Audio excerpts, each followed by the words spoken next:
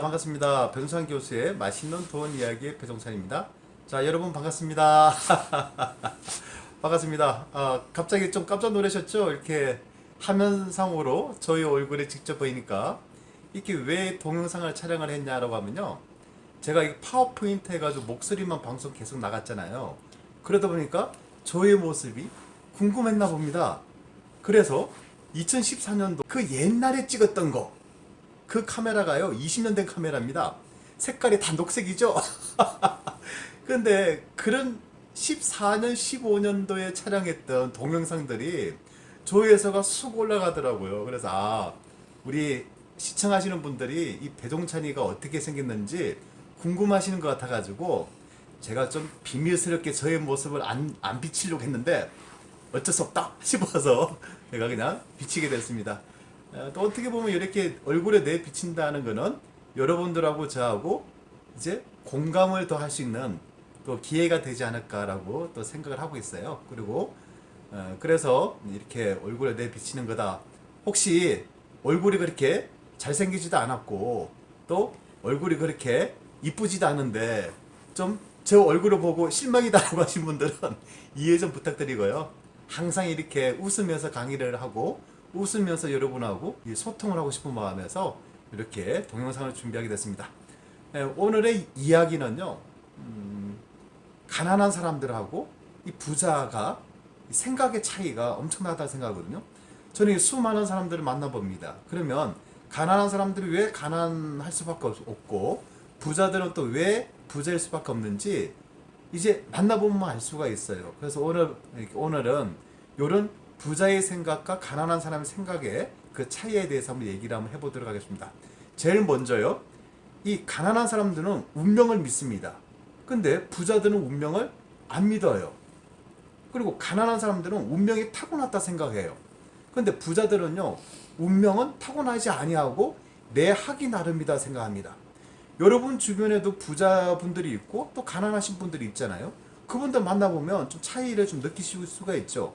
그 차이 중에서 가장 핵심적인 거는 가난한 사람들은 운명에 대해서 너무 믿는다는 얘기예요. 그 운명을 너무 믿다 보니까 조금만 안 되면 부모님 탓이 돼. 또 조금만 안 되면 조상님은 탓해요.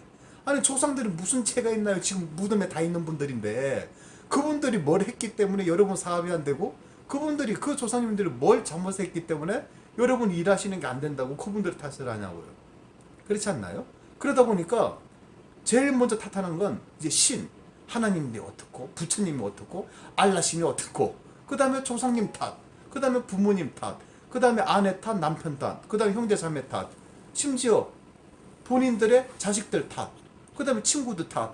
이제 탓 하다가 정 탓이 없어. 그러면 운명 탓을 하는 거죠. 2019년 새해와 동시에 어디 간다? 점쟁이한테 가는 겁니다. 한 해 운수가 또 궁금하다고 또 5만원 납부하고 10만원 납부하고 그런 비용은 안 아까워. 그런 비용은 안 아깝고 강의를 한다 뭐 한다 그 3만원 5만원 10만원 요런 비용은 굉장히 아까워해요. 어디 점쟁이 집이 지방이다라고 하면 차 가지고 갑니다. 번호표 뽑는다 하면 4시간 5시간 전에 가요. 시간 낭비예요. 아무리 점을 보더라도 그분들이 아무리 좋은 운명이라 하더라도 여러분이 일하지 않는 이상, 여러분이 열심히 노력하지 않는 이상 돈은 여러분한테 안 와요. 그렇지 않나요? 아무리 사주팔자가 왕으로 태어났다, 사주팔자가 귀족으로 태어났다 하더라도 현재 일을 하지 않으면 거지 인생밖에 안 되는 얘기입니다. 그래서 부자들 같은 경우는 운명을 믿지가 않습니다. 왜? 내 하기 나름이니까. 내가 열심히 일을 해가지고 나는 돈을 가졌어. 내가 열심히 일을 해가지고 돈을 벌었고 그래서 현재 내 자리에 왔어. 운명? 그런 거 없어. 그런 거 왜 있어?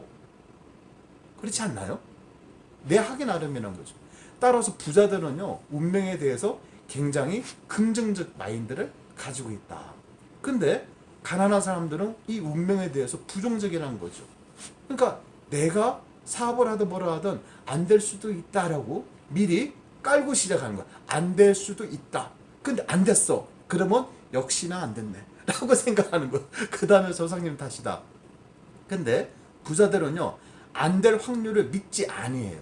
무조건 부자들은 잘 될 확률부터 생각한다는 거죠. 그러니까 잘 되는 거예요.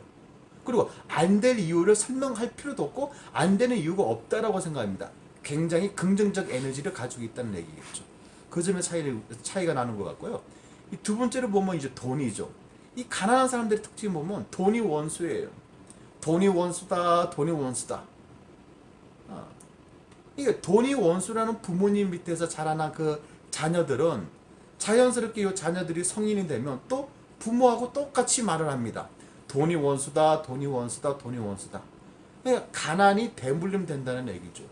무서운 얘기예요. 그런데 부자들을 보면요, 돈이 원수가 아니에요. 돈은 나랑 같이 즐기는, 또 나랑 같이 행복을 추구하는 동반자다, 아니면 친구다라고 생각하는 거죠. 그 점에서 차이가 나는 거예요. 물론 가난한 사람이 이렇게 또 말씀하실 수가 있죠. 내가 돈이 없기 때문에 돈이 원수라는 겁니다. 내가 돈만 있어봐요. 나도 돈하고 친구가 되고 싶지. 근데 돈이 자꾸 도망을 가잖아요. 이렇게 말씀하시는 것도 이해가 됩니다. 하지만 돈이 있든 없든 항상 어떤 마음을 가져야 된다? 돈은 친구다. 그리고 돈은 나 하기 나름이다. 이런 마인드를 지니셔야 된다는 얘기예요. 그러면서 이 가난한 사람들은 돈이 원수면서 친구를 생각하지도 않으면서 작은 돈에 대해서는 소홀하죠. 작은 돈에 대해서는 낭비를 한다는 거예요. 친구들하고 밥 먹는 거 밥값도 낭비하고, 또 이왕이면 커피숍도 가가지고 또 4,000원, 5,000원, 6,000원짜리 커피도 마셔야 돼. 또 꽁돈, 공짜 돈은 엄청나게 또 좋아해. 누군가가 돈을 주면 굉장히 좋아해. 근데 세상에요, 조건 없는 돈이 어디 있어요? 그렇지 않나요? 그래서 부자들 같은 경우는 작은 돈도 소중하게 생각하고 누군가가 꽁돈을 줘도 일단 조심을 하는 거예요. 이 꽁돈이 나한테 피해가 있지 않을까? 그렇지 않습니까? 이런 것까지 이제 조심하게 생각하죠. 그 점에 대해서 가난한 사람의 돈에 대한 생각과 부자들의 돈에 대한 생각이 차이가 난다는 거예요. 그 마지막으로 보면 이제 가정에 대한 생각이죠. 이 가난한 사람들은 아까 말씀드렸잖아요. 돈이 부족하니까 돈이 원수다, 돈이 원수다. 그래 보면 다 원수야. 돈이 원수면 아내하고도 원수고 자녀들하고도 원수고, 그리고 좀 잘 돼도 지금 잘 되는 거는 나중에 안 될 수도 있어 라고 이제 부정적인 생각을 하고, 그리고 자기가 현재 이렇게 불행한 이유는 하나밖에 없어요.